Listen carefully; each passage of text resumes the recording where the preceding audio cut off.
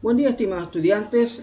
Hoy es nuestra clase número 3, hoy es martes, estamos llevando la materia de ciencia de la computación. El tema que vamos a desarrollar corresponde a la primera unidad, que es principios de la computación. Los objetivos para esta clase son los siguientes: familiarizarse con los conceptos relacionados con la ciencia de la computación, indagar sobre las tecnologías más novedosas y su aplicación en la vida cotidiana, desarrollar el pensamiento computacional enfocado en la resolución de problemas utilizando las tecnologías de la información y la comunicación, conocer el origen de la red de Internet y sus beneficios en el ámbito social y empresarial. Bien, jóvenes, y podemos colocar en el ámbito social, ¿no? Coma, económico, ¿no? Y laboral, ¿sí? Y laboral colocamos. Y laboral. Exactamente, eso. ¿Para qué no va a mirar el ámbito empresarial todavía? Vayamos con calma, compañeros, con calma, ¿sí? Bien. Entonces, jóvenes, ahora voy a compartir los objetivos de la clase por el grupo de WhatsApp, como lo hacemos todos los días, jóvenes. Así que todos los días publicamos nuestros objetivos para que tengamos una guía de lo que hemos avanzado, de lo que hemos estado realizando. Bien, jóvenes, ahora este es nuestro plan de clase. Tenemos que conocer algunos conceptos básicos, luego entramos a las proyecciones de la vida tecnológica para poder conocer algo más de lo que es, digamos, la ciencia de la computación, su impacto, y luego vamos a ver el origen de lo que es la red Internet. ¿Estamos de acuerdo? Entonces eso es lo que vamos a ver hoy día. Portugal Vidal.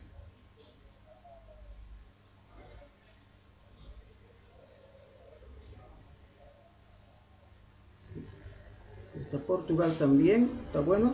Entonces, ahora, jóvenes, para ese fin hemos preparado este material, ¿sí? Que dice software. Así que empezamos con esta parte, con esta unidad que dice software.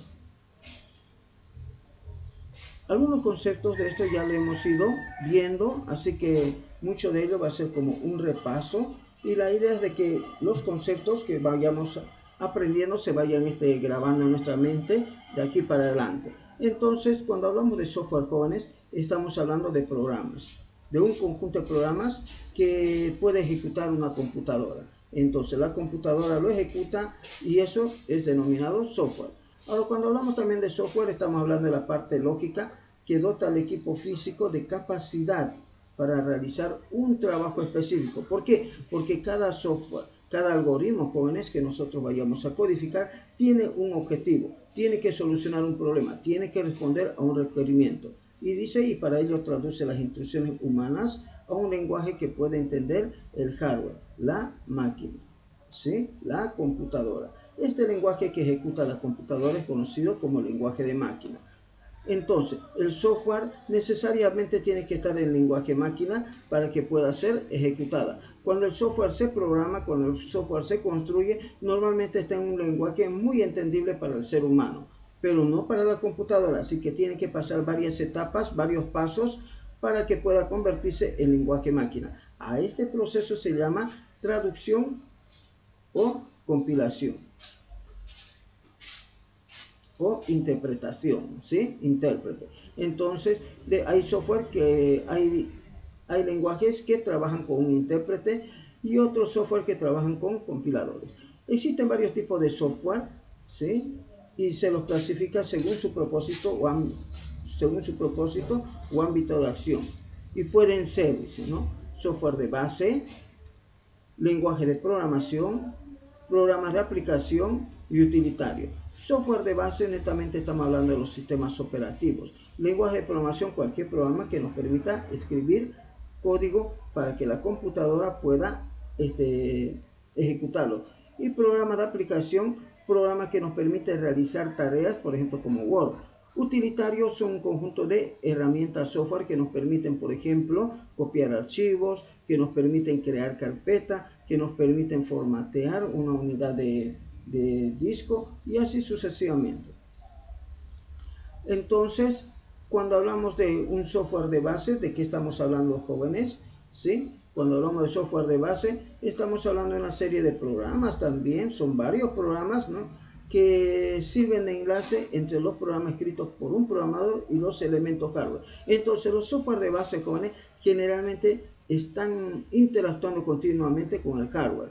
Entre ellos tenemos los sistemas operativos, los traductores, los ensambladores, los lenguajes de programación, los programas utilitarios y los programas de aplicación. Bien, entonces, jóvenes, continuemos. ¿Y qué es entonces un sistema operativo, jóvenes? ¿A qué llamamos sistema operativo? Dice, ¿no? Un sistema operativo dice que es un conjunto de programas que administran de forma eficaz los recursos hardware de una computadora. Entonces, Windows es un sistema operativo, por lo tanto Windows administra todos los recursos hardware de la computadora. Todos los recursos hardware de una computadora. ¿Y cuáles son los recursos hardware de una computadora? La CPU, o sea, el procesador, la GPU, el coprocesador, la memoria RAM, la memoria secundaria, ¿sí? O las memorias secundarias, podemos colocar aquí, ¿sí? No solamente la memoria, sino las memorias secundarias, ¿no? O de almacenamiento, dice, ¿no? Y los dispositivos de entrada y salida, ¿sí?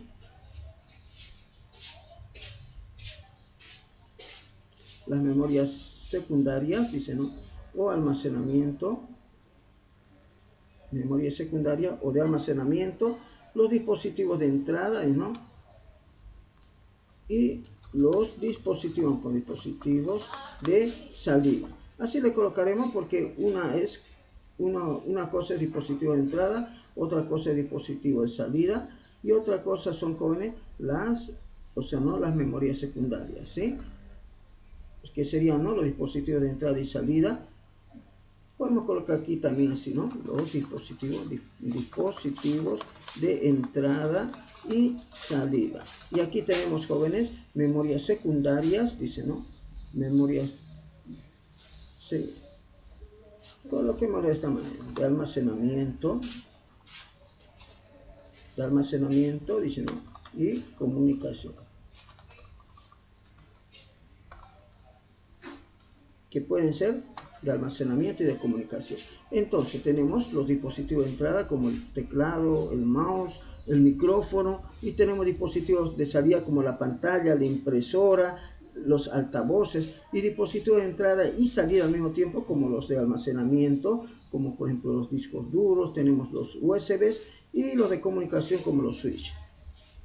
Entonces, jóvenes, ahora continuamos con esto y dice así.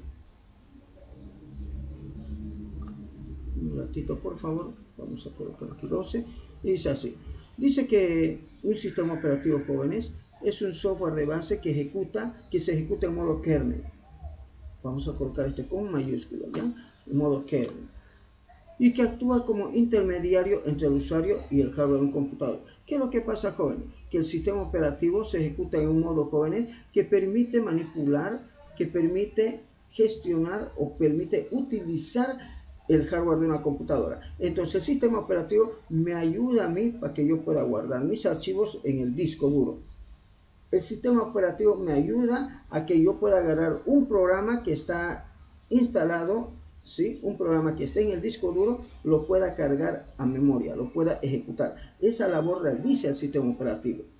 Y también el sistema operativo me ayuda a que un programa que yo estoy utilizando, un documento que estoy utilizando en Word, que estoy editando en Word, pueda guardarlo también en mi flash memory. Entonces el sistema operativo, tal como dice aquí, es un software, es un sistema, ¿no?, que es un software que se ejecuta en modo kernel y que actúa como intermediario entre el usuario y el hardware del computador.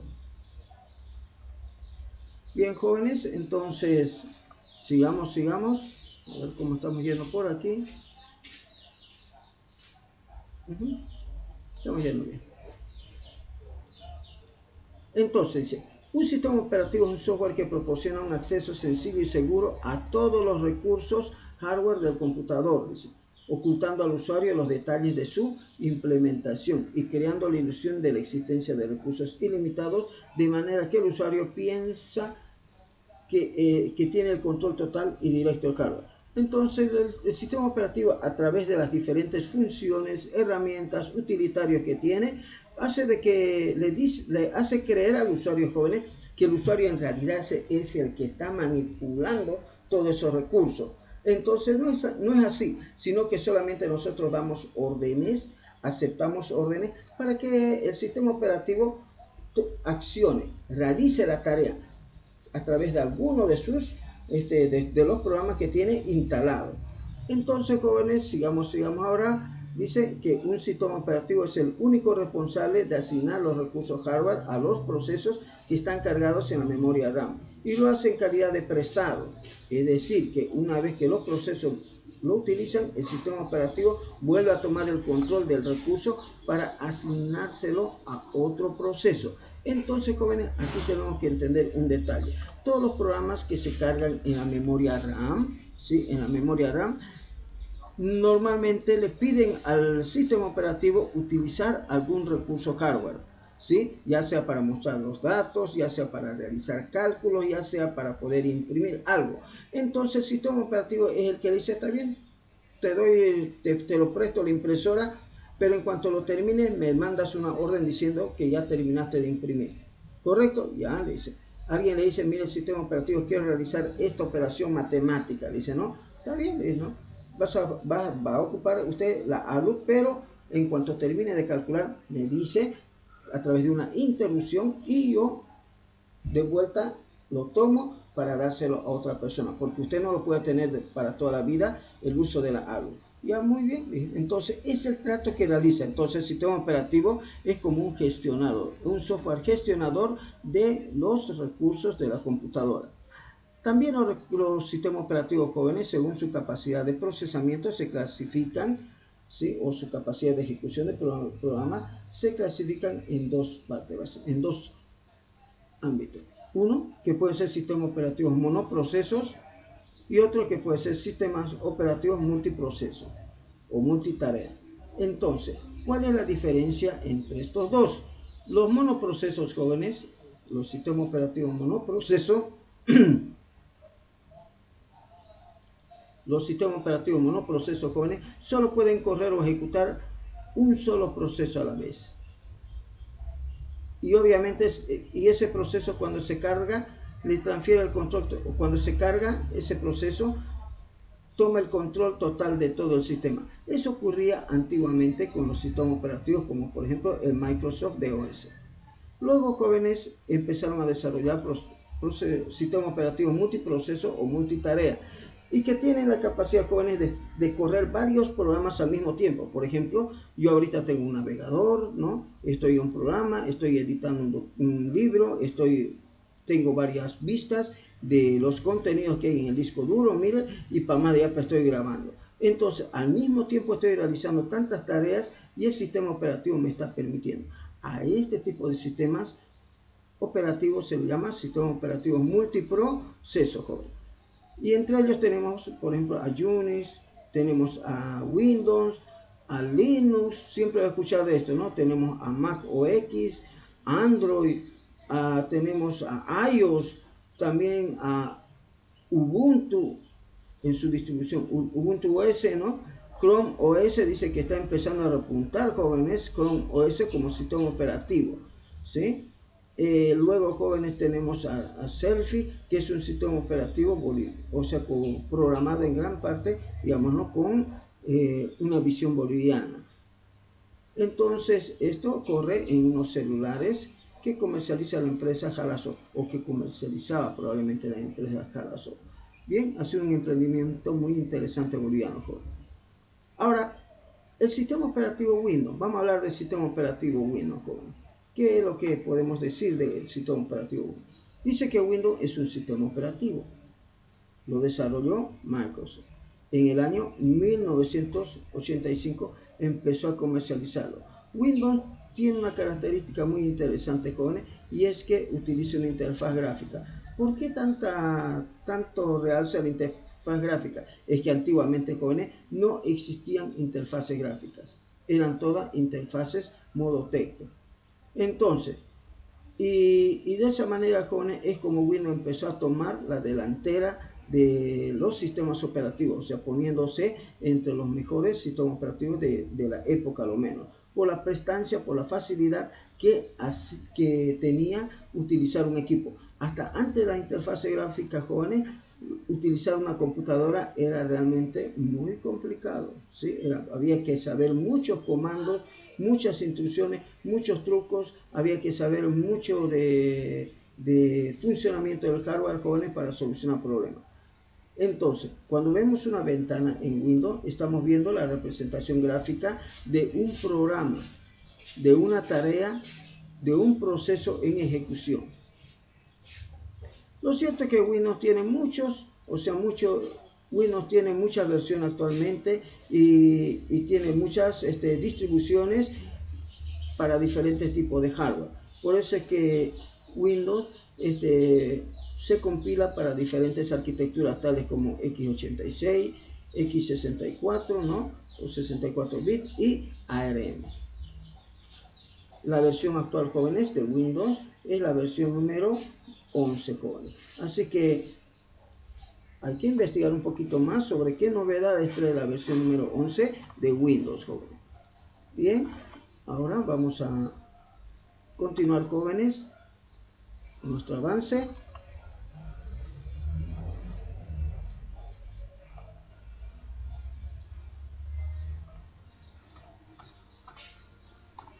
Bien, entonces, jóvenes, decíamos que la versión actual de Windows es la versión número 11 y obviamente Windows tiene algunas áreas que debemos saber para poder comprender su funcionamiento. Seguramente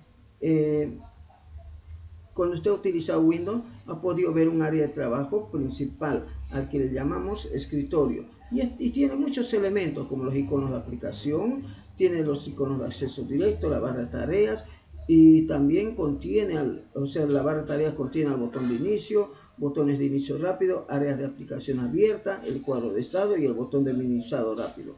Entonces, todo eso usted encuentra, jóvenes, dentro de la ventana del escritorio. A ver, trataremos de poder ver ese detalle, jóvenes. Veamos dónde podemos encontrar todos esos elementos que hemos hablado ahorita. Entonces decimos, este es un icono de tipo acceso directo porque tiene una flechita.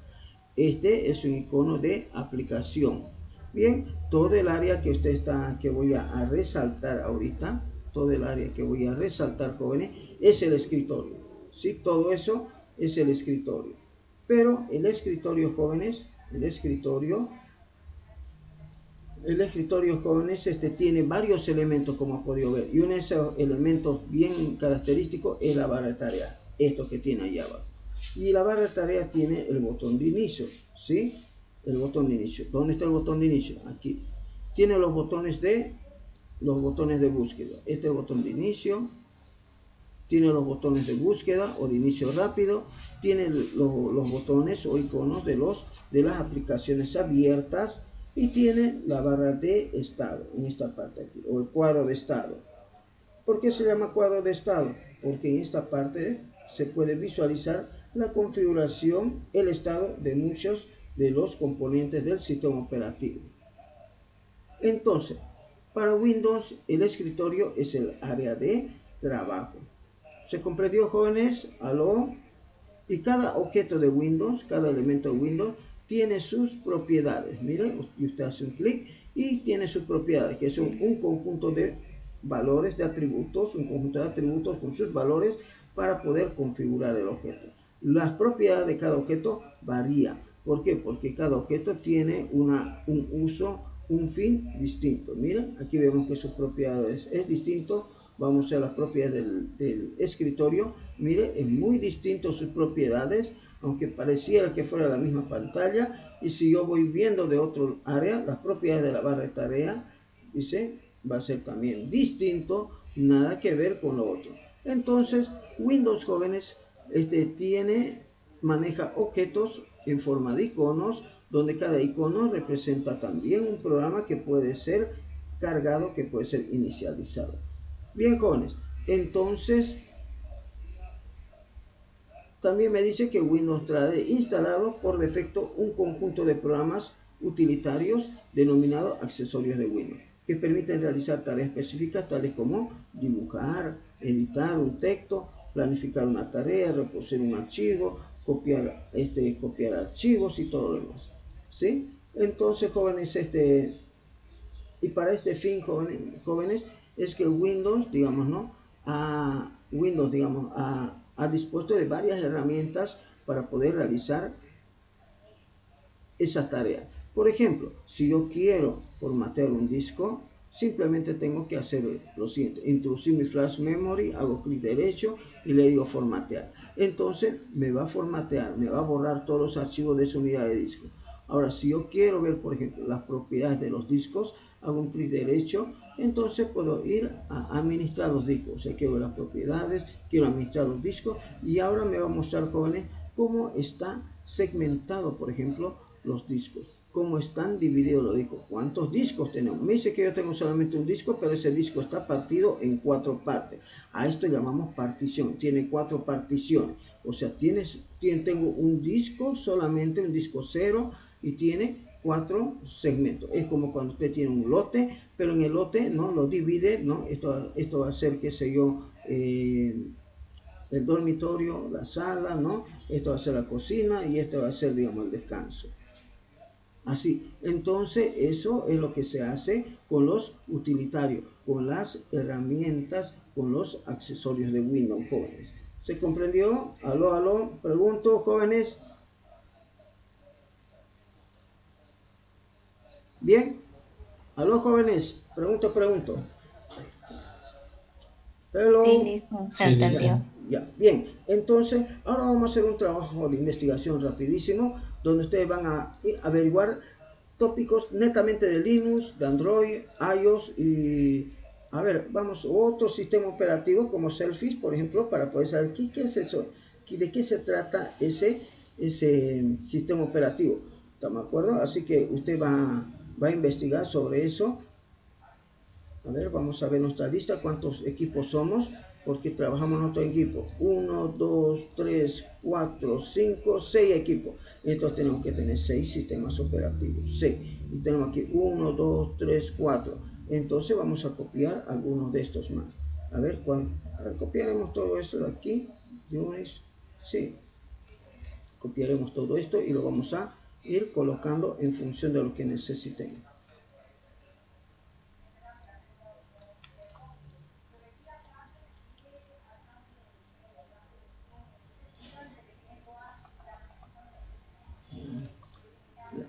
Entonces dijimos, ¿no? Linux, Android, iOS. Ahora aquí vamos a colocar Unix, ¿sí? Unix, por si acaso, así un sistema operativo, jóvenes, base, es el padre de toditos casi, jóvenes. Unix, ¿sí? Que es Unix. Unix. ¿Listo? También vamos a investigar sobre otro sistema operativo, que sería, vamos a ver,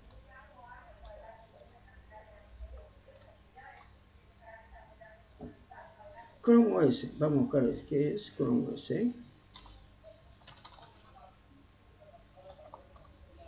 Chrome OS. Es otro sistema operativo que está empezando, jóvenes, a utilizarse bastante. Bien, con OS, Solaris OS. A ver,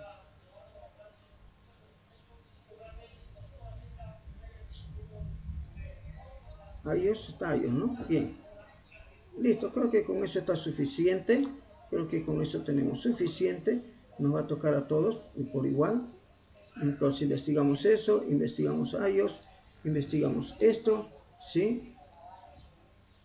Investigamos lo que es Chrome y también una yapita, Selfish o Selfish, bien,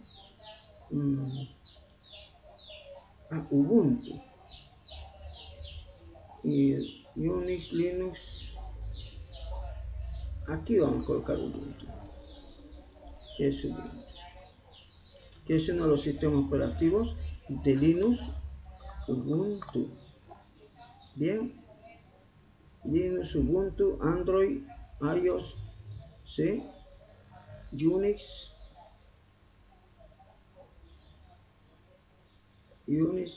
Chrome, Surface. Bien, creo que con eso está acabado, compañero. ¿Sí? Está acabado. Guardamos. Entonces vamos a sortear, jóvenes, estos sistemas operativos por equipos de trabajo. ¿Estamos de acuerdo? A quién le va a tocar cada uno de ellos, ¿sí? Y vamos a sortearlos ya nomás. Así que vamos a... Bien, jóvenes, ahora vamos a sortear qué equipo nos va a hablar sobre Linux. Vamos. Sobre Linux nos va a hablar el equipo Afterclass. Bien, ahora vamos a ver qué equipo nos va a hablar sobre Ubuntu, que es una distribución de Linux también.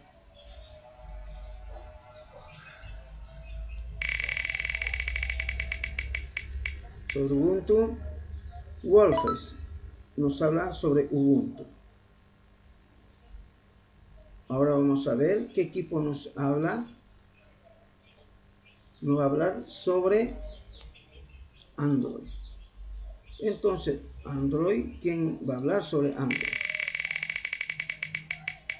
Lo más relevante del sistema operativo, ¿sí? SuperStack. Ahora vamos a ver quién nos va a hablar sobre iOS.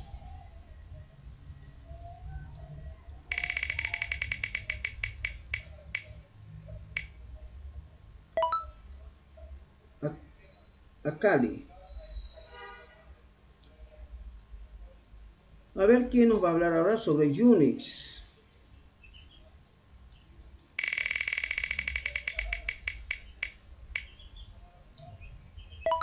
Ayla. ¿Quién nos habla sobre Chrome OS?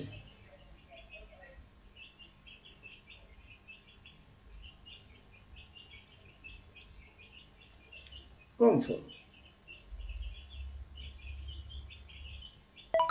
Entonces, jóvenes, estos son los resultados del sorteo que hemos hecho para poder determinar quiénes van a hablarnos de los diferentes programas, ¿sí? Entonces, tenemos aquí dijimos que Linux le tocaba a Afterclass. Ubuntu a Wolfes. ¿Sí? Bien, Android a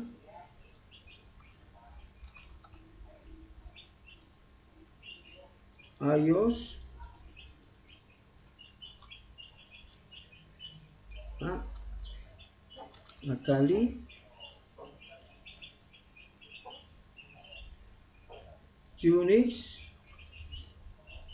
a Ayla y Chrome OS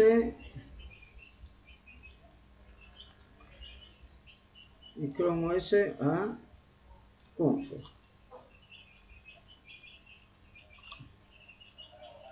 Bien, así que ahora lo publico por el grupo de WhatsApp para que podamos preparar los materiales, ¿sí?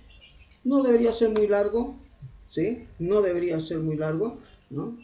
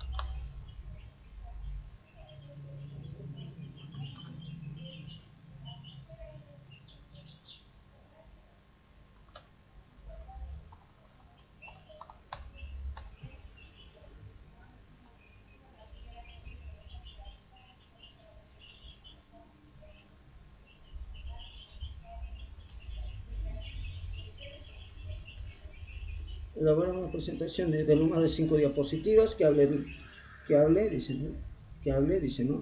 De los requerimientos mínimos, características, ventajas y desventajas, ¿no? Del sistema operativo. Sí, eso es lo que tiene que hacer. Entonces, jóvenes, ¿qué tiempo nos damos? Ahora, jóvenes, lo que tenemos que hacer es investigar sobre los sistemas operativos. Ya les he pasado la lista de quienes van a exponer qué sistema operativo y también les estoy mostrando, jóvenes, qué debe realizar. Lo que debe elaborar es una presentación, ¿sí? O un documento de no más de 5 diapositivas o páginas, ¿sí? Que hable de los requerimientos. Puede hacerlo, por ejemplo, si es documento, en una página que entre todo lo que necesitamos. ¿De qué tiene que hablar? ¿Qué es el sistema operativo? Un poquito de su historia, o sea, cuándo ha sido creado, el tipo de sistema operativo, los requerimientos mínimos, las novedades de la última versión. Sería interesante que nos diga cuál es la versión actual, las ventajas y las desventajas del sistema operativo. Entonces vamos a mejorar aquí, entonces historia, tipo de sistema operativo, ¿no? Y aquí vamos a colocar así, última un ratito, última versión, y sería interesante que aquí nos digan sobre su página oficial, o sea, dónde está su página oficial. Si yo quisiera descargar ese sistema operativo, utilizar ese sistema operativo, sería interesante, joven. Como son dos, entonces uno de ellos empieza ya nomás a buscar una cosa, el otro lo ensambla y listo. No tiene que ser algo muy largo, tiene que ser concreto, directo al grano. Así que esto les volverá a pasar, jóvenes, para que lo tengan con algunos detalles más. Bien, jóvenes, ahí está el material. ¿Dónde estamos? ¿Dónde estamos?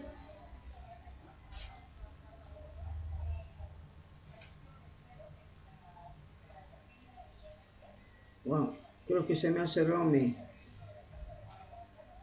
creo que se ha cerrado mi WhatsApp.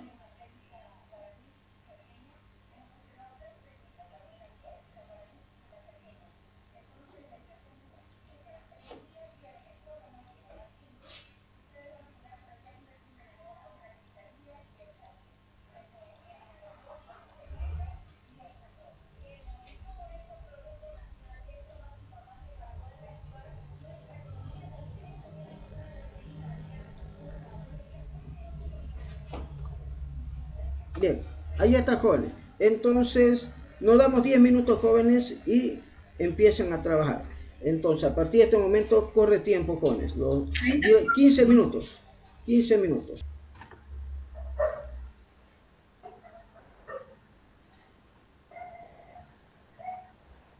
Puede cerrar esa ventanita que dice abajo, ocultar, dejar de compartir, dígale ocultar. Ya, muy bien, joven. Entonces, puede empezar. Ya, el sistema operativo Ubuntu. Mi nombre es Kevin y voy a hablar sobre este sistema operativo.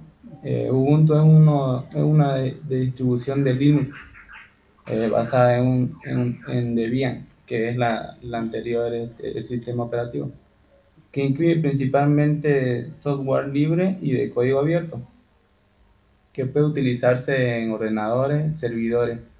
Está orientado al usuario promedio, con un fuerte enfoque en la facilidad de uso y en mejorar la experiencia del usuario. Está compuesto de múltiples software, normalmente distribuido bajo una licencia libre y de código abierto. En su historia, Ubuntu es una bi- bifurcación de códigos a base de proyecto Debian. El objetivo inicial era hacer que Debian una distribución más fácil de usar y entender para los usuarios finales, corrigiendo varios errores de y haciendo más sencillo algunas de las tareas como gestionar programas. Su primer lanzamiento fue en el 20 de octubre del 2004. Ubuntu usa primariamente software libre, haciendo excepciones en el caso de varios controladores privativos, además de firmar de firmware y software. Antes, Antes de cada lanzamiento, se lleva a cabo una importación de paquetes desde Debian, aplicando las modificaciones especiales de Ubuntu. Un mes antes del lanzamiento comienza un proceso de congelación de importaciones, ayudando a que los desarrolladores puedan asegurar que el software sea suficientemente estable. Desde el inicio del proyecto, Subworld proporcionó el soporte económico gracias al beneficio obtenido después de vender su empresa, Tate y Verizon, por unos 575 millones de dólares estadounidenses. El 8 de julio del 2005, Zuckerberg anunció la creación de la Fundación Ubuntu y aportó 10 millones de dólares como propuesta inicial. El propósito de la fundación es asegurar el soporte y desarrollo para todas las futuras versiones de Ubuntu. El 12 de marzo del 2009, Ubuntu anunció soporte para las plataformas externas, administración de computación en nube como Amazon. Tipo de software. Yeah. A principios del 2019, los ingenieros y diseñadores de Canonical se dan cuenta que la gestión de paquetes e instalación de aplicaciones es demasiado fragmentada y hasta compleja. Por ende, se planifica la creación de una aplicación central para el manejo de instalación de aplicaciones. Su última versión. En su última versión, Ubuntu soporta oficialmente dos arquitecturas de hardware en computadoras personales y servidores de 32 bits, 64 bits. Sin embargo, extraoficialmente, Ubuntu ha sido aportado a más arquitecturas como ARM, PowerPC, Spark y YA64. A partir de la versión 9.4 se empezó a ofrecer servicios técnicos extraoficiales para proceder a ARM comúnmente usado en dispositivos móviles. Hasta ahí investigué, dice. Ya, muy bien. Muy bien. Siguiente grupo, por favor, vaya preparándose. Sería el equipo SuperStack con Android. Mientras tanto, vamos a calificar la exposición del compañero, ¿sí? Bueno, aquí directamente lo vamos a colocar. Su nombre, por favor, ya me olvidé. Kevin Flores. Flores. Bien. Lo ha hecho muy bien, compañero. Le vamos a poner 100 puntos, ¿estamos de acuerdo? Así que son sus primeros 100 puntos que se va ganando ya. Dicen, ¿Sí? ¿podemos ya compartir? De una vez, niña, de una vez. Ya. ¿Sí?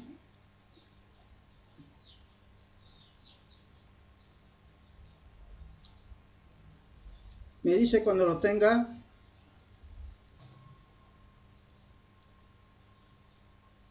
Puede empezar, señorita.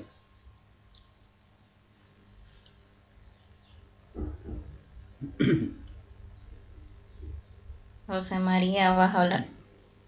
Baja.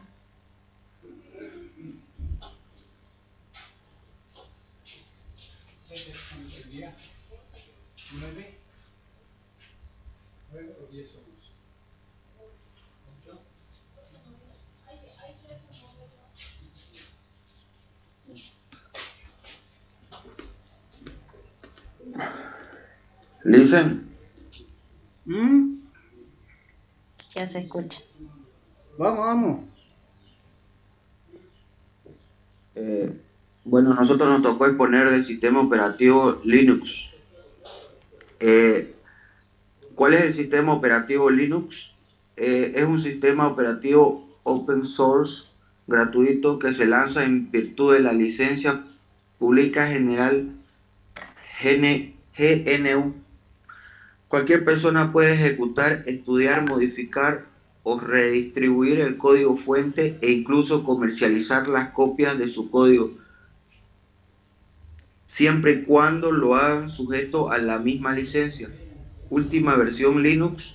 La primera versión del kernel Linux 0.01 fue lanzado el 17 de septiembre de 1991 tras más de 30 años de desarrollo. Actualmente, la última versión estable estable corresponde a la 5.6 lanzada el 9 de febrero del 2022.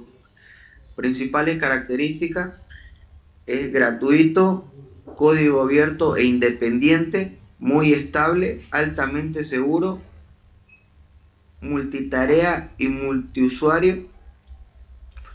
La página oficial de Linux es www.linux.org. Los prerequisitos del software y hardware para la instalación de Linux son los siguientes: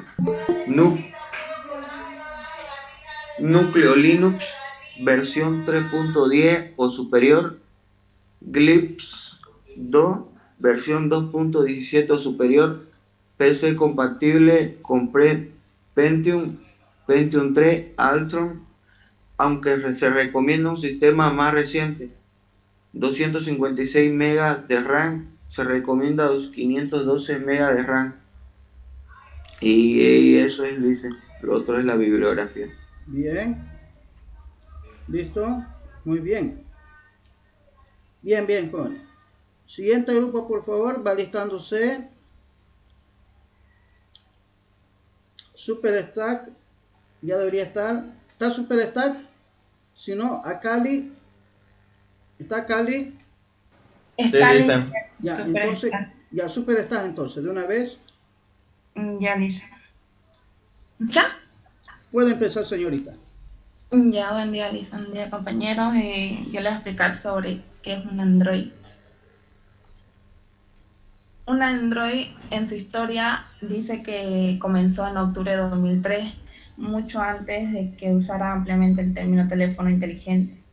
Y muchos años después, Apple anunció su primer iPhone, iOS Android. Se fundó en Palo Alto, California.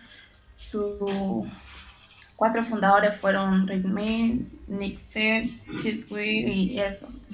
En ese momento se citó a Rubin diciendo que es un Android, a desarrollar los dispositivos móviles más inteligentes que sean más conscientes de la ubicación y las preferencias de sus propietarios. Su última fueron lanzadas nuevas versiones en poco tiempo. Fue el Android 12 que actualmente ya está empezando a llegar los primeros dispositivos. Por eso vamos a aprovechar este artículo para, desde su fecha de nacimiento a principales novedades del sistema de Google, pone la base para desarrolladores y para que sea asistente de software, que añade fabricantes de terceros y personalización. El siguiente, su concepto. Nos dice que el Android es un sistema operativo inicialmente pensado para teléfonos móviles, al igual que iOS, Symbol y BlackBerry OS. Lo que hace diferente es que está basado en Linux, un núcleo de sistema operativo libre, gratuito y multiplataforma. Este sistema permite programar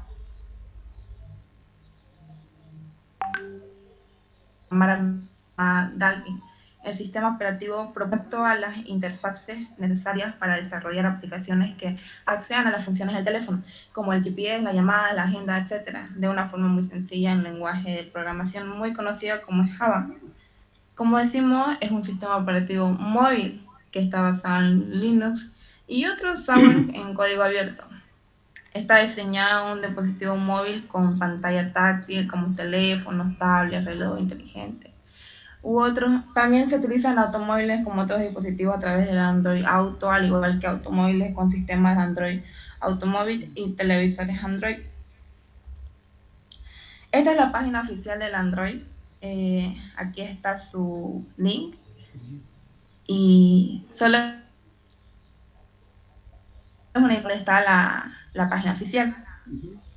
Los requerimientos mínimos del Android, su sistema operativo es Android 4.2, 4.42.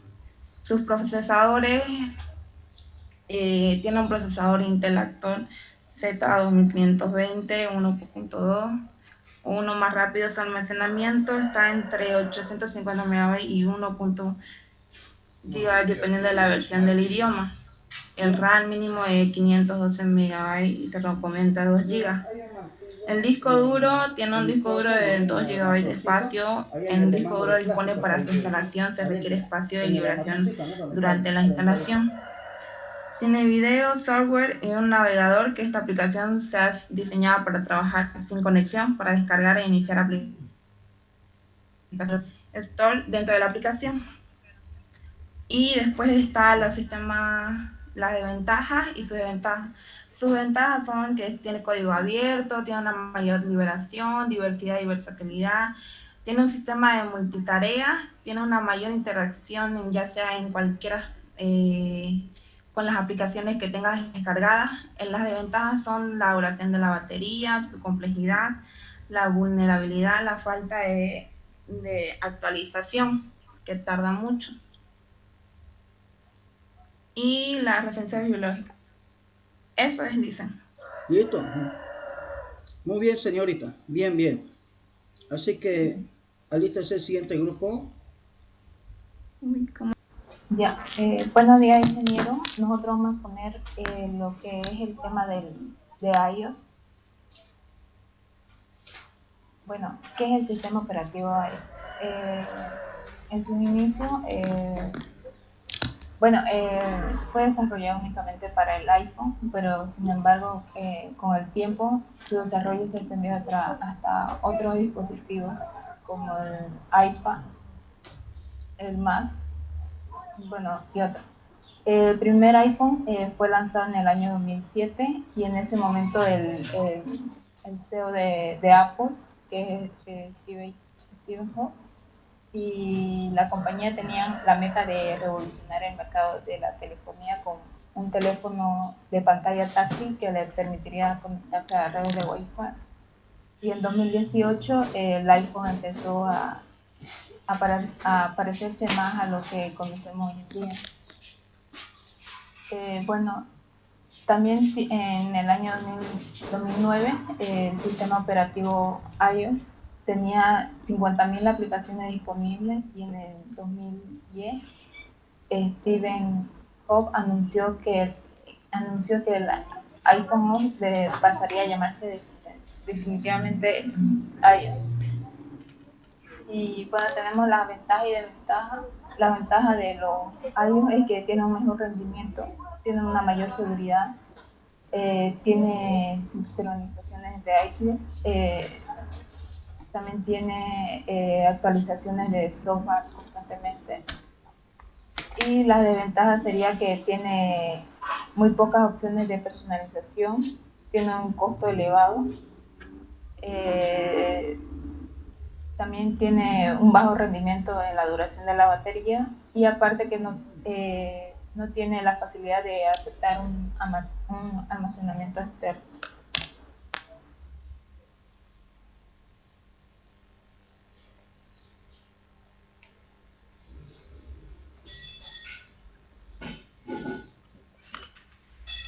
¿Me escucha, Lisa?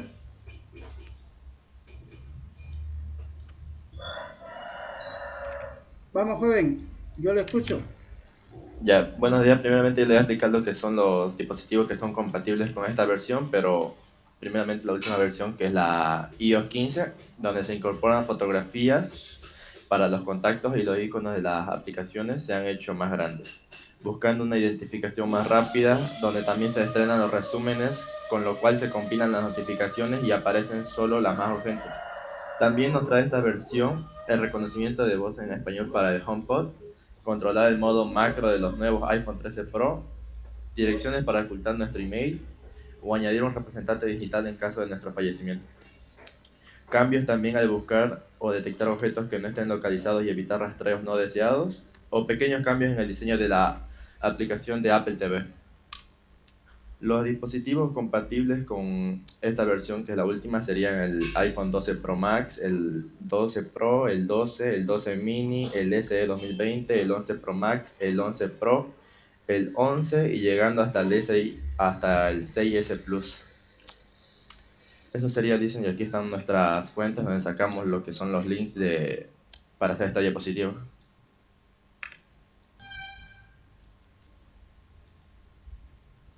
Puede empezar, joven. Buenos días, licenciado. Buenos días, compañero. Vamos a hablar sobre el Chrome OS, la historia, que es un sistema operativo basado en Gentoo Linux, desarrollado por la compañía Google, que se basa en el núcleo Linux y utiliza el navegador web Google como su principal interfaz de usuario. Es por lo que está basado en la nube, donde nosotros podemos utilizar varios dispositivos a la vez mediante la interfaz, ¿no? Por lo tanto, Chrome OS soporta principalmente aplicaciones web. También en su marco del sistema es monolítico, ya que es una arquitectura de sistema operativo donde en su totalidad trabaja en el espacio del núcleo y estando él solo en modo supervisor. Esto nos indica que podemos tanto vincular nuestro PC con nuestro teléfono y pueden llegarle las mismas informaciones. El tipo del sistema operativo es un navegador web del tipo software gratuito propietario que fue desarrollado por Google y apareció por primera vez para Windows en el año 2008.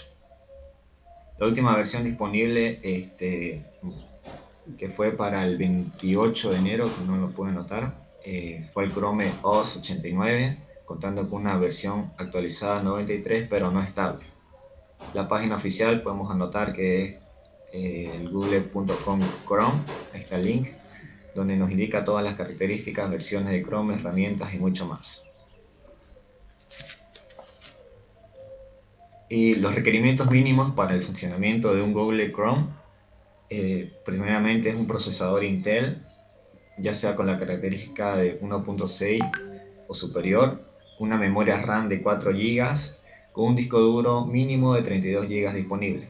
También hay otra versión de Google Chrome Flex, en el cual se piden las mismas características, solo que cambia el disco duro, que puede ser un almacenamiento inferior, que sería el de 16 GB. Es una versión para cualquier dispositivo. Y las novedades de esta última versión, como decía, la última versión que era la 97, que fue el 28 de enero, hace un mes. El teléfono, el Phone Hub, es una herramienta enfocada para la sincronización con Android, que permite seguir con el móvil la navegación justo donde se dejó en Chromebook. Entre otras novedades, la captura de pantalla optimizada, que permite acotar la imagen en la zona que se desea, grabar los videos de pantalla en modo sencillo, anclar los archivos descargados, fotografías, para que nunca se pierdan, el mejor control de reproducción y botones más intuitivos para las funciones recurrentes, posibilidad de agregar hasta 8 escritores virtuales para utilizar en función del momento y dividir entre ocio y trabajo, respuestas rápidas, portapapeles mejorados, control parental, accesibilidad más intuitiva y por último, nuevos iconos más sencillos de identificar. Suelen actualizarse cada cierto periodo. Y le cedo la palabra a mi compañera, que va a estar hablando sobre las ventajas y desventajas. Bueno, entre las ventajas tenemos los bajos precios de la mayoría de sus modelos, la seguridad y soporte de Google, su compatibilidad con aplicaciones con Android, Google Play y Linux, la amplia selección de diseños, el Google Asistente de forma nativa en algunos modelos. Y como las desventajas tenemos el tiempo de adaptación al nuevo sistema operativo, especificaciones pobres incluso en la gama alta, un bajo rendimiento para tareas más pesadas, no hay soporte para algunas aplicaciones exclusivas de Windows Mac, no hay teclado con distribución con la letra ñ y la pérdida de interés de Google.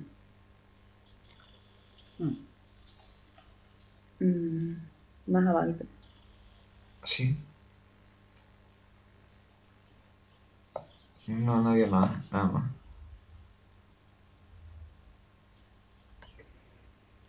Eso es listo.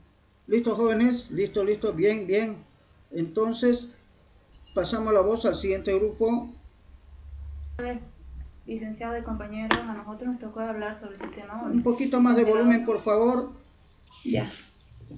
Buenas tardes, compañeros y ingenieros. A nosotros nos tocó sistema ONI, que está representado por mi persona, Vilca Pasqueña, y mi compañera Sandoval Lomas Mila Marlene.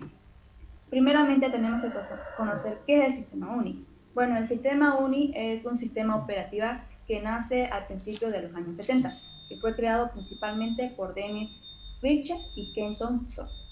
Sus características técnicas principales con su portabilidad, su capacidad multiusuario, multitarea, su eficiencia y su alta seguridad y su buen desempeño en tareas de red. Eso lo podríamos considerar que el sistema UNI. Ahora, ¿cómo fue abarcando esto? Bueno, en los primeros desarrollos de UNI fueron Dennis Rich, Ken Thompson, Douglas Milroy y Joel Osana, que fueron programadores de los laboratorios Bell Hub de la empresa que vendió los derechos del sistema a Novell, quien los revendió a Santa Cruz Operation en el año 1995 y esta a su vez a Caldera Software en 2001, posterior del grupo SCOM. Sin embargo, Novell siempre advirtió que vendía los derechos del uso y no del propietario, por lo cual tras un largo conflicto legal han recuperado los derechos de la autoría en 2010.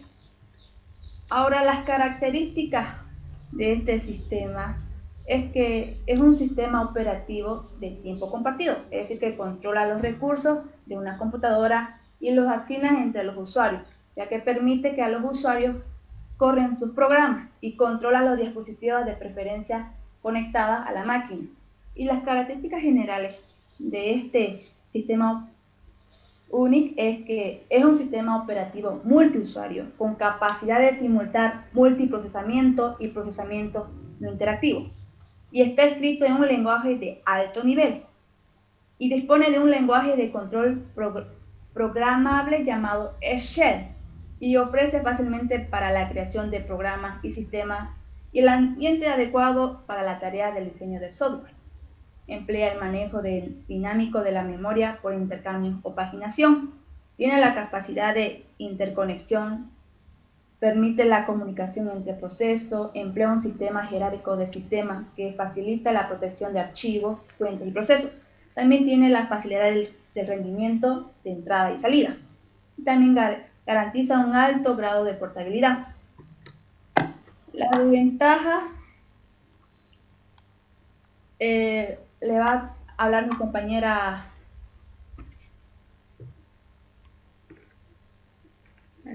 Ya.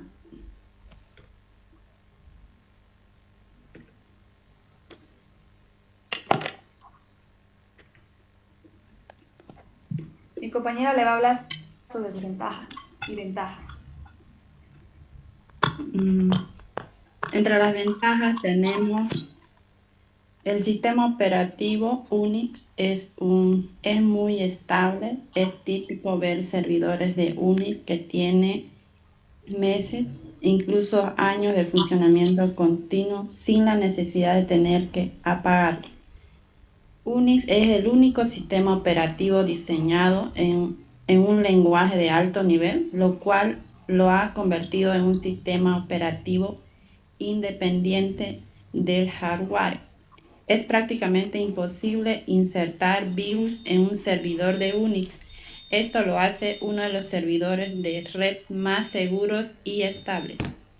Unix utiliza muy eficientemente la memoria. Permite a las aplicaciones reservar grandes segmentos de memoria.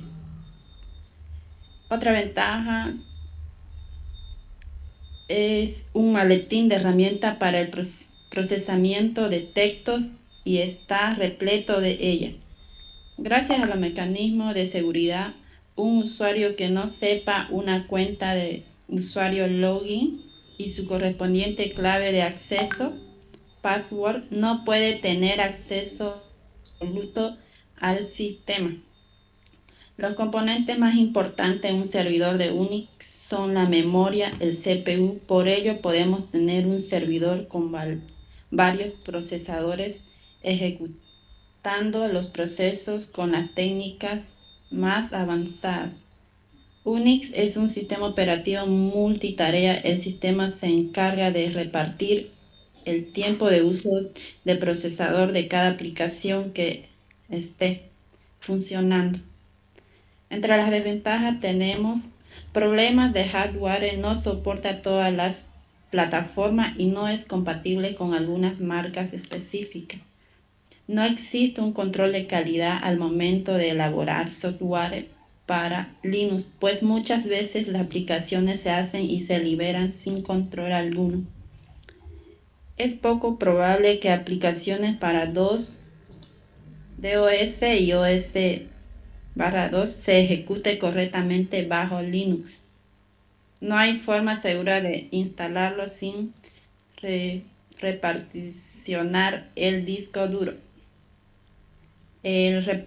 Reparticionar el disco duro implica borrar toda la información del mismo y después restablecerla. Se requiere experiencia y conocimiento del sistema para administrarlo, pues no es un sistema por línea de comando. Esto posee muchas opciones y en ocasiones es difícil realizar algunas tareas.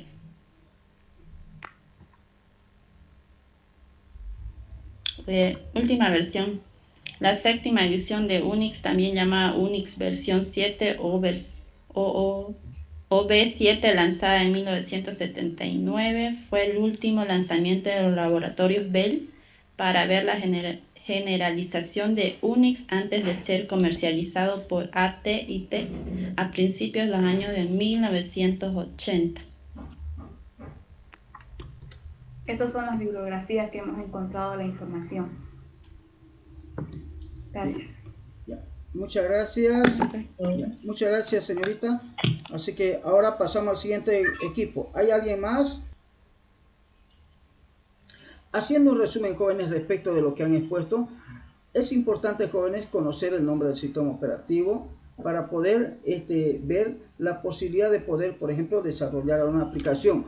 Al conocer, por ejemplo, las características nos permite saber, las características mínimas nos permite saber si ese sistema operativo puedo o no instalarlo en una computadora o en un servidor. Saber si ese sistema operativo es de tipo, o sea, es de tipo servidor o es simplemente para computadoras personales, jóvenes, o tal vez para dispositivos móviles. Entonces, si existen las distribuciones para esos diferentes tipos de dispositivos de cómputo. También, jóvenes, ¿para qué necesito saber las características del sistema operativo? En el ámbito de la compatibilidad, si puedo instalar o no ciertas aplicaciones software. Porque es fácil decir, bueno, ocupamos hoy Chrome o OS, digamos, ¿no? Y de pronto no podemos instalar un Word, nada. Entonces tenemos problemas, pues, ¿no? Entonces, ¿para qué instalamos ese sistema operativo? Entonces, una de las grandes ventajas que tienen algunos sistemas operativos, jóvenes, es que tienen muchas aplicaciones ya creadas para que puedan correr. Y creo que Android es uno de ellos que difícilmente, digamos, no lo vamos a cambiar por otro sistema operativo. También hay que saber, jóvenes, si ese sistema operativo que estamos comprando, que vamos a instalar en un equipo, digamos, es para una arquitectura 32 bits, 64 bits o ARM. Por ejemplo, jóvenes, puede ser que mi computadora no soporte 64 bits. Entonces tengo que comprar el sistema operativo, tengo que descargar el sistema operativo para 32 bits. Entonces muchos de los problemas se da por ese motivo. Y otro detalle, averiguar qué recursos hay para el desarrollador. Hablando, por ejemplo, de técnicas para aplicar multiprocesamiento, hilos, comunicación entre diferentes computadoras, protocolos de comunicación, los lenguajes de programación que soportan nativamente ya el sistema operativo y obviamente es poder saber, jóvenes, la compatibilidad que existe, jóvenes, entre los diferentes char-seed o codificación de caracteres, ¿estamos de acuerdo? Entonces, para eso es que hemos visto esta parte del sistema operativo, porque si yo no conozco bien las características del sistema operativo, probablemente instale una aplicación que no es para ese sistema operativo o compro una aplicación que no es para ese sistema operativo. Bueno, nosotros, la verdad, todo en nuestro país no estamos muy acostumbrados a comprar licencia, a lo menos los usuarios comunes, por lo tanto lo vemos tan barato como comprar un CD de 10 bolivianos, pero en realidad, jóvenes, los software, los sistemas operativos tienen un costo bastante elevado, que está arriba de 100 bolivianos, arriba de $100, $200 y mucho más, jóvenes, $500, $5.000 las aplicaciones software, jóvenes, 30.000 y todo dólares y todo lo demás, dependiendo de la aplicación. Ahora imagínense comprar mal una aplicación para un sistema operativo donde no corre. Entonces difícilmente usted lo va a hacer funcionar. Bien, jóvenes, entonces que eso nos sirva como un punto de partida para tomar en cuenta algunos detalles técnicos. Continuamos con el avance, jóvenes. Entonces, dentro de lo que, después de saber lo que es los sistemas operativos, tenemos que hablar también de lo que son los traductores. Y los traductores, jóvenes, dice que son programas, ¿sí? Dice que son programas que solo pueden ejecutar instrucciones en lenguaje máquina, ¿no? Entonces, ¿qué es lo que pasa, jóvenes? La computadora por naturaleza, jóvenes, solo ejecuta instrucciones en lenguaje máquina. Por lo tanto, si yo escribo algo en un lenguaje nativo, humano, no lo va a ejecutar. Por lo tanto, jóvenes, que necesitamos de un conjunto de programas que nos permitan llevar esos programas que yo escribo en lenguaje de alto nivel, el lenguaje casi humano, al lenguaje máquina.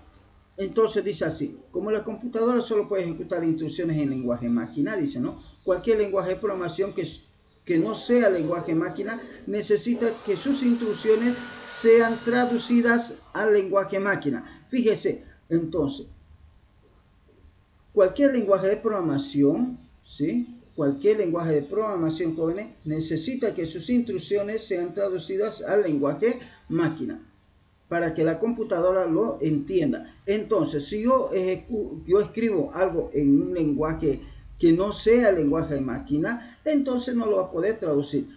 Entonces, este proceso de traducción lo realizan los intérpretes y los compiladores, que son un tipo de traductores. Entonces, sí o sí necesito de un software de apoyo, o intérprete o compiladores. Entonces dice, cada lenguaje de programación dispone de un intérprete o un compilador para transformar el código escrito en lenguaje de alto nivel a lenguaje máquina. Entonces, cuando yo hago un programa, normalmente ese programa está en un lenguaje de alto nivel. ¿Estamos de acuerdo? En un lenguaje de alto nivel. Pero la computadora no lo entiende directamente. Entonces, para que pueda comprenderlo, necesita de un intérprete o de un compilador. Los dos trabajan de forma distinta, pero ambos son traductores, jóvenes. Entonces, ahora vamos a entender qué es lo que es un intérprete. Un intérprete, jóvenes, es un software que traduce las instrucciones de un lenguaje de alto nivel, de un lenguaje de alto nivel al lenguaje máquina. Este proceso de traducción se realiza en la memoria principal, donde el programa fuente y el programa intérprete se encuentran para realizar una traducción simultánea de la instrucción. Entonces, ¿qué pasa? Yo escribo un programa, ¿sí? Escribo un programa y ese programa se carga en la memoria RAM. Pero en el momento que quiero ejecutarlo es que aparece el intérprete, ¿sí? Y el intérprete en ese mismo momento, jóvenes, va traduciendo el código al lenguaje máquina para que la computadora lo pueda entender. Entonces, caso contrario, no lo va a poder ejecutar. Por eso dice que en la memoria, en algún lugar de la memoria se encuentra con el traductor, con el intérprete, para que lo pueda traducir en ese mismo momento. Entre los lenguajes de programación que utilizan traductores, dicen, ¿no? Para ejecutar su código, citamos lo siguiente: Python, PHP, HTML y JavaScript.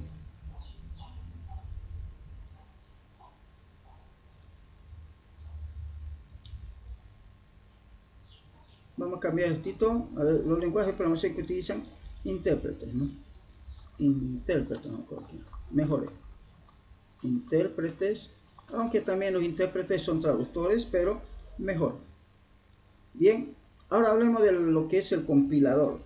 ¿Cómo se hace el proceso de la compilación?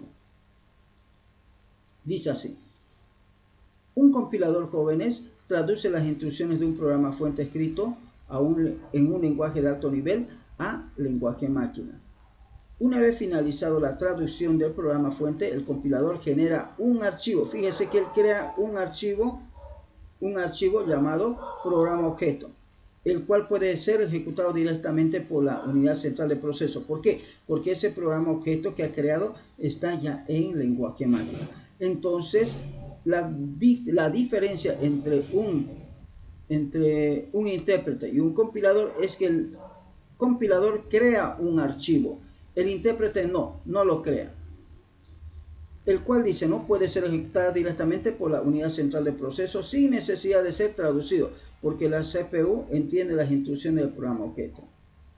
Ahora, hay algo interesante en la historia. Grace Murray Hopper, más conocida como, dice, ¿no? Amazing Grace, dice, construyó el primer compilador, dice, el A0, en el año 1952.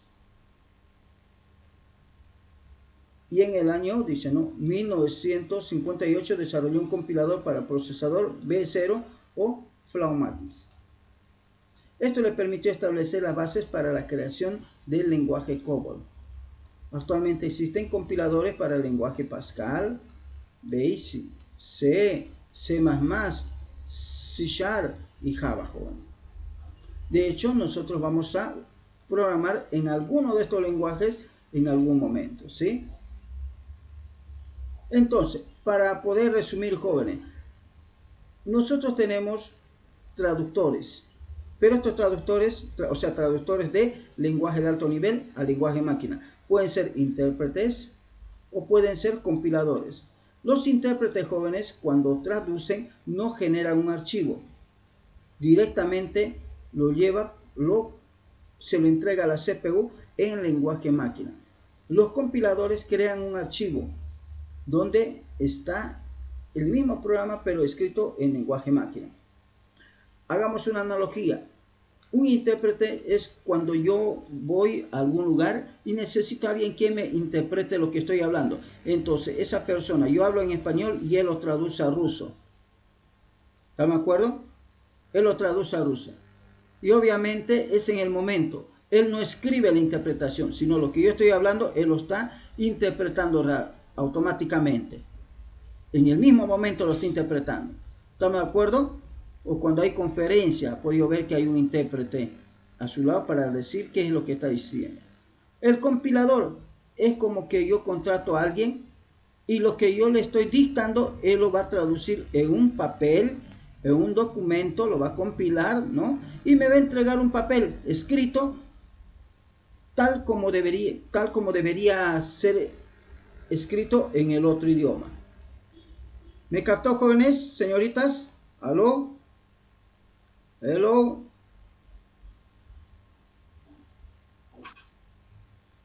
Pregunto, ¿comprendieron la diferencia? Sí, señor. Entonces, jóvenes, Grace Murray Hopper ha sido una de las primeras programadoras que construyó un compilador, jóvenes. Y eso fue en el año 1952. Ha sido una joven muy avanzada, digamos, en conocimientos, como puede ver. Bien, sigamos. Ahora dice, ¿qué es un ensamblador? Es un tipo de programa informático que se encarga de traducir, dice, un fichero fuente escrito en un lenguaje ensamblador a un lenguaje objeto que contiene código máquina, ejecutable directamente por el microprocesador. Entonces, hay un lenguaje también que se llama ensamblador o assembler, ¿sí? Pero él necesita de un software llamado ensamblador ya también, ¿sí? Para que pueda traducir ese código escrito en lenguaje ensamblador a fichero objeto. De hecho, antiguamente, jóvenes, hace unos 50 años para atrás, casi toda la programación, sí, no más, unos 60 años atrás, casi toda la programación, jóvenes, se realizaba casi en lenguaje ensamblador. Y era un lenguaje muy complicadito de aprender porque el ensamblador es distinto para cada hardware, para cada procesador. Entonces dice, un fichero objeto que contiene código máquina ejecutable directamente por el microprocesador. Entonces, los ensambladores son algo parecido, jóvenes, a los traductores, ¿sí? Algo muy parecido a los traductores. Ahora, el programa ensamblador, dice, lee el fichero escrito en lenguaje assembler, fíjese, ¿no? Y sustituye cada uno de los códigos mnemotécnicos por su código de operación correspondiente en el sistema binario, para la plataforma que se eligió como destino en las opciones específicas del programa ensamblador. Existen dos tipos de ensambladores, dicen. Los ensambladores básicos y los ensambladores modulares. Los ensambladores básicos, dicen, que son de muy alto nivel y su tarea consiste en ofrecer nombres simbólicos a las distintas instrucciones, parámetros y otras cosas tales como los modos. Los ensambladores modulares de 32 bits o de alto nivel son ensambladores que aparecieron como respuesta a una nueva arquitectura de procesadores de 32 bits. Entonces, cuando apareció la arquitectura de 32 bits, es que aparecieron estos ensambladores modulares, muchos de ellos teniendo compatibilidad hacia atrás, pudiendo trabajar con programas con estructura de 16 bits. Además de realizar la misma tarea que los anteriores, permitiendo también el uso de macros. O sea, crear una secuencia de órdenes para la computadora. Eso es una macro. Permiten utilizar estructuras de programación más complejas propias de los lenguajes de alto nivel. Entonces, hay ensambladores que nos permiten crear macros, hacer pequeños programas, dicen. Luego, jóvenes, tenemos que hablar de los lenguajes de programación. Seguimos hablando. ¿Qué es un lenguaje de programación? Dice que es un lenguaje de programación es la combinación de símbolos y reglas que permiten la elaboración de programas con las cuales la computadora puede realizar tareas. Entonces, la idea es de cómo yo hago que la computadora pueda realizar tareas o resolver problemas. Entonces, necesariamente tengo que utilizar un lenguaje de programación. Un lenguaje de programación, jóvenes, es una notación que se utiliza para escribir programas a través de los cuales podemos comunicarnos con el hardware. Entonces, a través de los programas es que nosotros hacemos uso de los recursos del hardware, dando instrucciones adecuadas para la realización de una determinada tarea. Además de eso, jóvenes, un lenguaje, cuando hablamos, digamos, de... Un ratito, me estoy pasando, claro. Ahí está.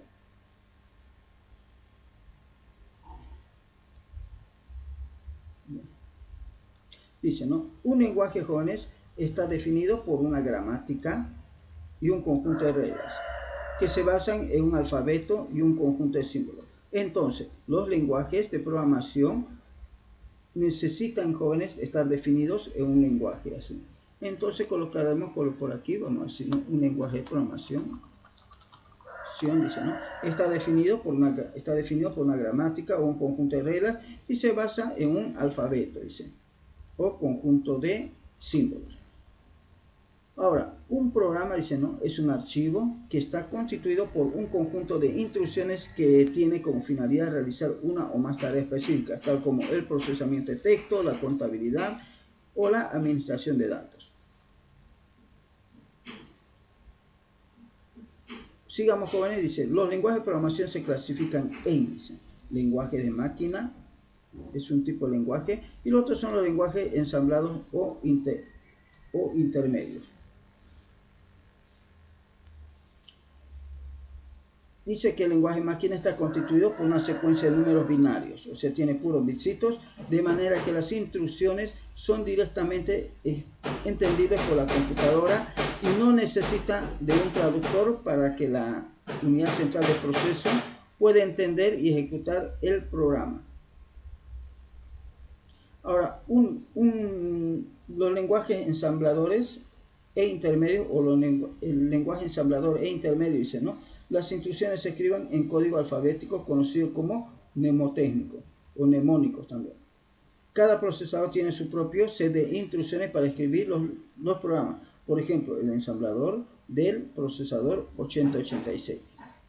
Entonces, jóvenes, el lenguaje ensamblador o lenguaje ensamblador e intermedio, jóvenes, es un lenguaje que me permite escribir programas utilizando, jóvenes, códigos mnemotécnicos. Y uno de los más utilizados es el ensamblador para el procesador 8086. Sigamos, jóvenes. Ahora vamos a hablar del lenguaje de alto nivel. Existen varios lenguajes de alto nivel, jóvenes, y se llaman de alto nivel porque se parecen al lenguaje humano. Y generalmente está en inglés. lo que facilita la comprensión y la escritura de programas de computadoras.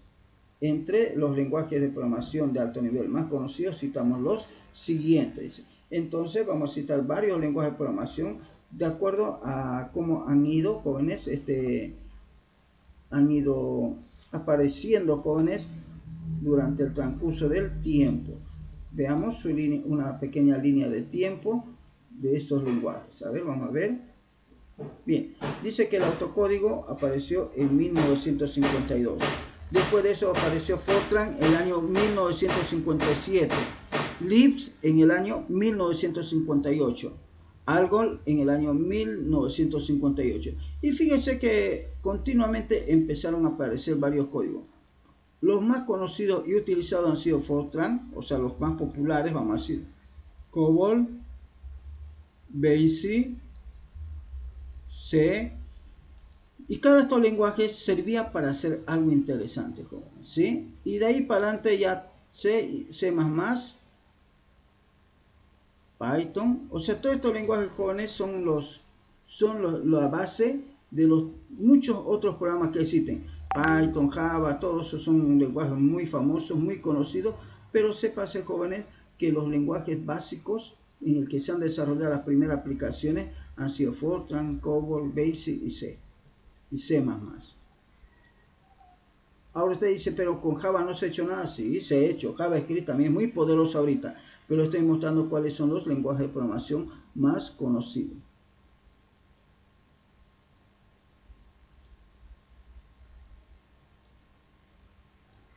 Bien, jóvenes, sigamos. A ver, vamos a mover un poquito aquí. Guardemos. Ahora dice, ¿qué es un algoritmo? Y estamos entrando en onda ya estamos entrando en temas, jóvenes. Cuando hablamos de un algoritmo, jóvenes, hablamos de un conjunto de pasos ordenados y finitos que permiten resolver un problema o una tarea específica. Vamos a cambiar un poquito aquí. Dice, un algoritmo es un conjunto de pasos ordenados y finitos que permiten resolver un problema, ¿no? o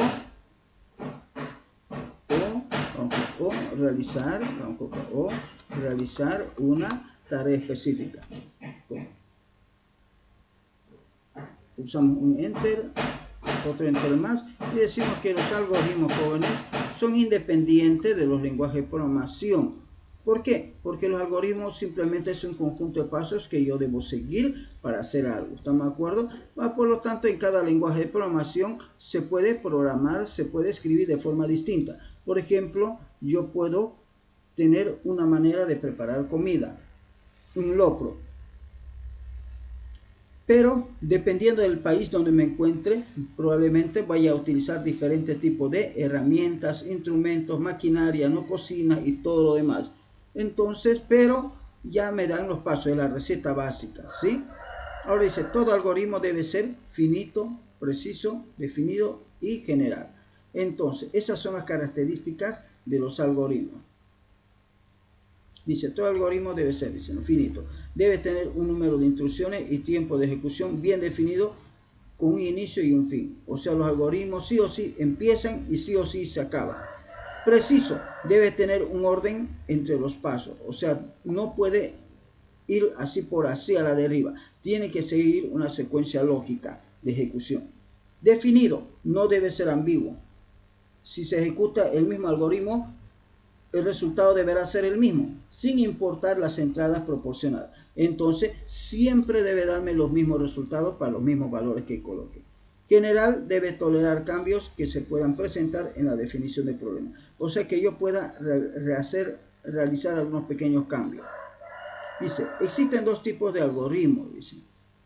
Los que se desarrollan para ser ejecutados por una computadora, llamados algoritmos computacionales, y los que realiza el ser humano, es decir, algoritmos no computacionales. Por ejemplo, cambiar un neumático de un automóvil es un algoritmo, es una secuencia de pasos, pero es humano, es una tarea humana. Preparar hamburguesas también es una tarea humana, a no ser que tenga un robot que sepa hacer esto. Calcular el área del triángulo requiere seguir un conjunto de pasos y obviamente es una tarea humana. Y ahora, ¿cuál sería de la computadora, por ejemplo? Bueno, podría ser aplicar un método, el algoritmo de ordenación, por ejemplo, de Babel-Sor, ¿sí? Puede ser el algoritmo de búsqueda binaria, ese es un algoritmo. Por eso dice aquí así, ¿no? Existen dos tipos de algoritmos, los que se desarrollan para ser ejecutados por una computadora, llamados algoritmos computacionales, y los que realiza el ser humano, es decir, algoritmos no computacionales. Entonces, podemos aquí hacer un pequeño ejemplito, colocar aquí, algoritmos no computacionales.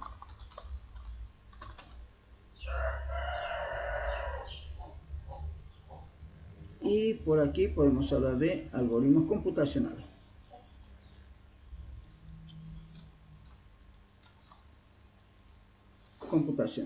Y entre esos algoritmos podemos tener los siguientes que decimos.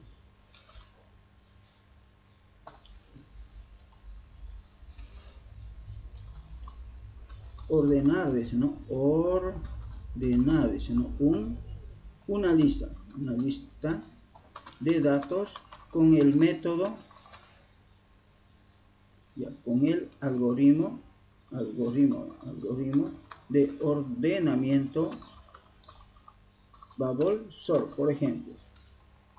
Eso es computacional. Otro computacional, buscar, dice, ¿no? Un dato en una lista, digamos, con el algoritmo, ¿no? De búsqueda binaria. Bien. Otro algoritmo, ¿cuál podría ser un algoritmo? Buscar un dato, dice, ¿no? En una lista. Otro algoritmo, tenemos de búsqueda, por ejemplo, sumar, dice, ¿no? Todos los dígitos pares de un número. Eso es computacional también. Entonces, jóvenes, aquí tenemos algunos casos de algoritmos no computacionales y algoritmos computacionales, jóvenes. ¿Sí? Bien, aquí colocamos dos puntitos y aquí dos puntitos para que quede mejor. ¿Se comprendió, jóvenes? Aló, pregunto. ¿Se va comprendiendo? Sí, Lisa. Ya. Entonces, ahora vamos a entrar, jóvenes, a lo que es un programa. Ya estamos casi finalizando esta parte y tenemos que terminarlo de una vez, ¿sí? ¿Qué es un programa? Entonces, cuando hablamos de un programa, jóvenes, estamos hablando de un algoritmo que ha sido desarrollado en un determinado lenguaje de programación. Ha sido escrito. Y obviamente para que pueda ser ejecutado por una computadora. Y contiene una serie de pasos o instrucciones bien definidas, jóvenes. Ahora, un programa de computadora, dice, es una secuencia de instrucciones mediante las cuales se ejecutan diferentes acciones de acuerdo con los datos que se desee procesar en la computadora. Un ratito. Aquí quiero cambiar un detallito. A ver, creo que aquí estamos. Un lenguaje.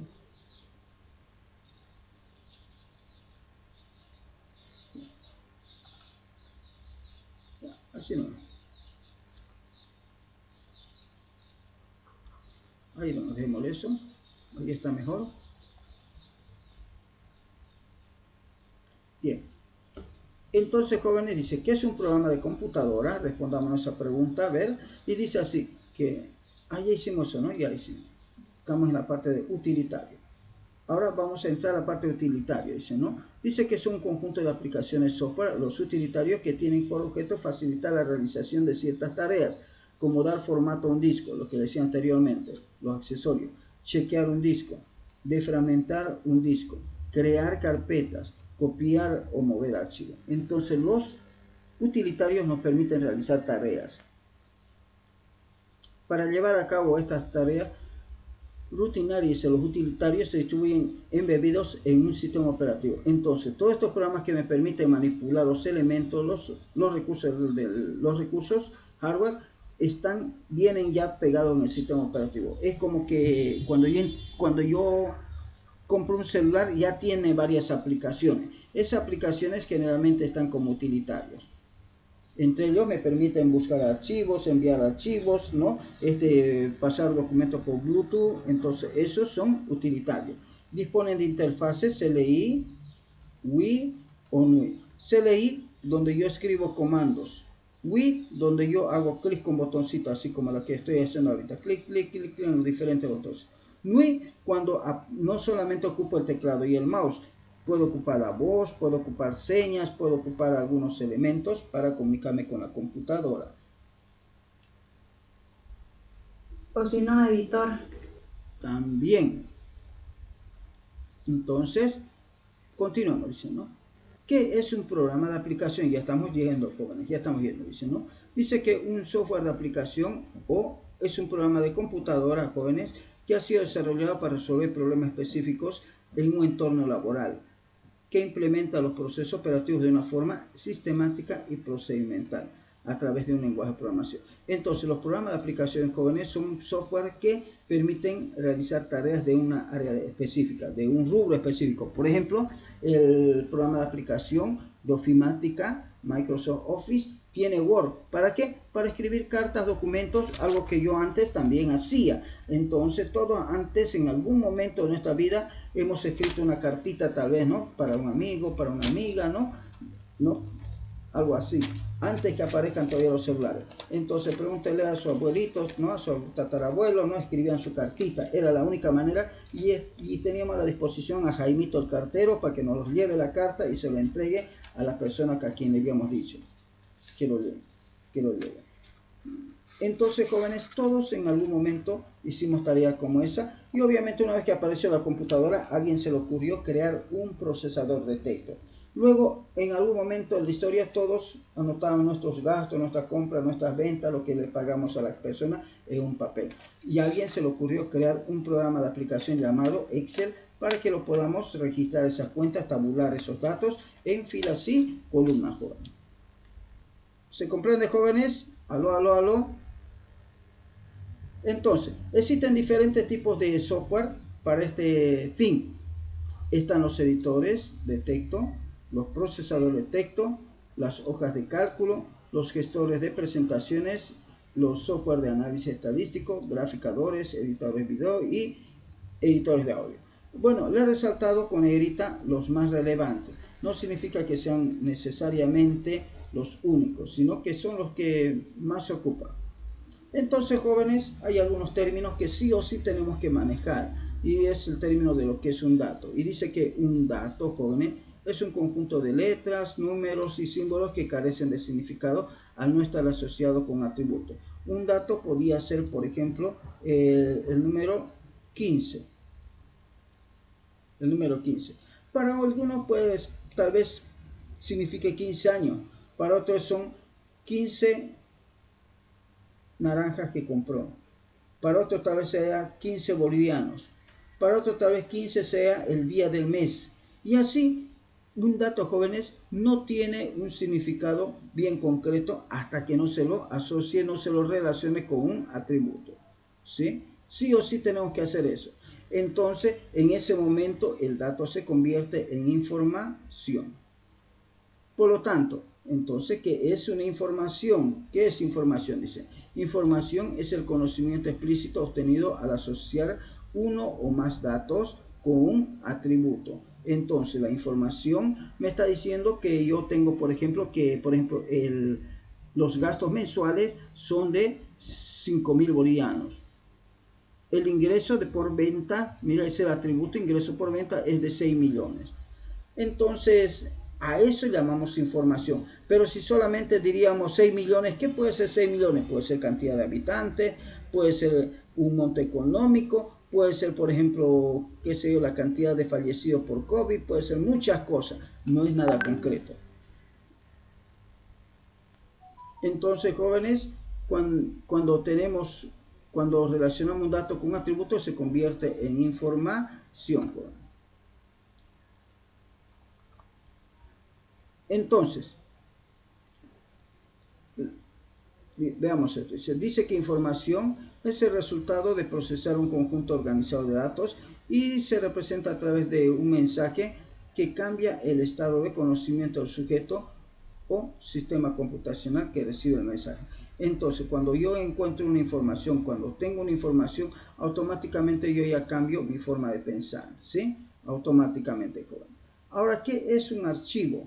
¿A qué llamamos archivo? Dice que un archivo, jóvenes, es un conjunto de bytes organizados en una estructura de datos. Sí o sí tiene que estar bien organizados, porque son almacenados en un dispositivo de almacenamiento, que son almacenados en un dispositivo de almacenamiento secundario y se identifica por un nombre y una extensión. Y está asociado a un programa informático que puede leer, ejecutar, procesar, visualizar, modificar y modificar el contenido del archivo. Entonces veamos eso si es cierto. Cuando yo tengo este archivo, dice que es .txt, entonces este archivo está asociado para que lo pueda abrir el bloc de nota. Así que cuando hago doble clic, lo abre el bloc de nota. Tengo por aquí un archivo que dice, a ver, vamos a buscar por aquí mejor. Un archivo, a ver dónde podría estar. Vamos a echar aquí. Entonces aquí yo tengo un archivo, jóvenes, con un nombre que dice entregado y .doc. Este .doc significa que es la extensión y la palabra entregado es el nombre del archivo. Y cuando le hago doble clic, lo abre un programa en especial. ¿Quién? Microsoft Word. Y si yo hago doble clic en esta actividad, en este archivo donde dice actividad, entonces lo abrirá otro programa al que está asociado, de acuerdo a su extensión. Miren, le hacemos doble clic y lo abre otro programa. ¿Quién? Microsoft Edge. ¿Listo? Entonces, jóvenes, todos los archivos están asociados, digamos, a un programa, están vinculados con un programa que lo pueda abrir. Dice, ¿qué tipo de archivos existen? Dice, los archivos se dividen en dos grupos grandes. Uno de los grupos se llama archivos ejecutables y otro se llama archivos no ejecutables. La diferencia principal entre estos dos tipos de archivos es que los archivos ejecutables contienen instrucciones y que puede ejecutar el sistema operativo, por eso se llama ejecutable. Entonces los archivos ejecutables son programas, sí, son programas. Y los archivos no ejecutables que almacena datos, y los archivos no ejecutables, ¿no?, que almacena datos e información que requiere de aplicaciones de software específico para leer y procesar los datos que contienen.